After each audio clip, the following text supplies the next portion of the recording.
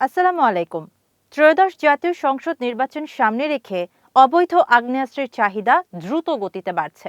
রাজনৈতিক উত্তেজনা, প্রভাব বিস্তারের প্রতিযোগিতা এবং সম্ভাব্য চক্রগুলো ঝুঁকছে অস্ত্র মজুদের দিকে। এই চাহিদার সুযোগ নিয়ে দেশি ও আন্তর্জাতিক অস্ত্র চোরাচালান সিন্ডিকেটগুলো আবারও সক্রিয় হয়ে উঠেছে বলে সতর্ক করেছে গোয়েন্দা সূত্রগুলো। স্বাগত আজকে টপ নিউজে, সাথে আছি আমি শাহানা জাহান।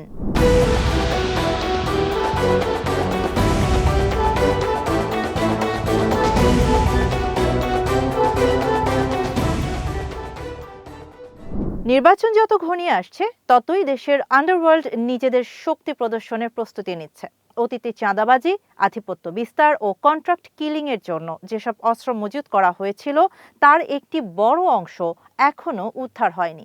ফলে সেই অস্ত্রই আসন্ন নির্বাচনে বড় নিরাপত্তা ঝুঁকিতে পরিণত হতে পারে বলে আশঙ্কা করছেন তদন্ত সংশ্লিষ্টরা। গোয়েন্দাদের মতে সন্ত্রাসী চক্রগুলো মাঠ পর্যায়ে সহিংসতার পাশাপাশি ইন্টারনেট ভিত্তিক হুমকি, encrypted messaging app, digital payment এবং হাওয়ালা ভিত্তিক অর্থ লেনদেনের মাধ্যমে চাঁদাবাজির নতুন মডেল তৈরি করেছে। ফলে অপরাধীদের গতিবিধি শনাক্ত করা আরও জটিল হয়ে পড়েছে। কোনো কোনো ক্ষেত্রে ডার্ক ওয়েব ব্যবহার করে অস্ত্র কেনাবেচার চেষ্টার তথ্যও গোয়েন্দাদের নজরে এসেছে। অতীতে লুট হওয়া পুলিশের বিপুল পরিমাণ অস্ত্র এখনও পুরোপুরি উদ্ধার হয়নি, যা সবচেয়ে বড় উদ্বেগের জায়গা।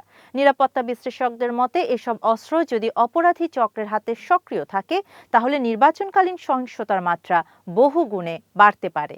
এছাড়া কার্যক্রম নিষিদ্ধ আওয়ামী লীগের কিছু নেতাকর্মীর কাছে থাকা বৈধ লাইসেন্সপ্রাপ্ত অস্ত্রেরও নির্ভরযোগ্য হদিস এখনও মেলেনি।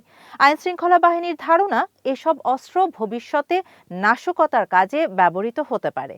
সম্প্রতি কেরানীগঞ্জ ও শরীয়তপুরে ঘটে যাওয়া বিস্ফোরণের ঘটনাকে সম্ভাব্য নাশকতার রিহার্সাল হিসেবে দেখছেন অনেক নিরাপত্তা কর্মকর্তারা। তাদের মতে এগুলো আসন্ন নির্বাচনের আগাম বার্তা হতে পারে। রাজধানী সহ জেলা পর্যায়েও প্রকাশ্য দিবালোকে গুলির ঘটনা বাড়ছে। অপরাধ বিশেষজ্ঞদের মতে এই প্রবণতা অব্যাহত থাকলে ভোট কেন্দ্রে সাধারণ ভোটারের উপস্থিতি কমে যেতে পারে, যা নির্বাচনের গ্রহণযোগ্যতাকে প্রশ্নবিদ্ধ করবে। পুলিশের মহাপরিদর্শক নয়া দিগন্তকে বলেন, নির্বাচন সুষ্ঠুভাবে সম্পন্ন করাই তাদের প্রধান লক্ষ্য। সাম্প্রতিক হত্যাকাণ্ডগুলো অবশ্যই উদ্বেগজনক। পুলিশের লুট হওয়া অস্ত্রের অধিকাংশ উদ্ধার হয়েছে জানিয়ে এখনও 1320টি অস্ত্র উদ্ধারের কাজ চলমান বলেও জানান তিনি। অবৈধভাবে যেসব অস্ত্র দেশে ঢুকছে সেগুলো উদ্ধারে যৌথ বাহিনী কাজ করছে বলেও জানান। তদন্ত সংশ্লিষ্ট কর্মকর্তারা বলছেন, অপরাধ জগৎ এখন প্রযুক্তি নির্ভর হয়ে উঠেছে। ক্রিপ্টোকারেন্সি, ডিজিটাল ওয়ালেট, এনক্রিপশন এবং আন্তর্জাতিক মানি লন্ডারিং নেটওয়ার্ক ব্যবহারের ফলে অস্ত্র ও মাদক চোরাচালান শনাক্ত করা কঠিন হচ্ছে।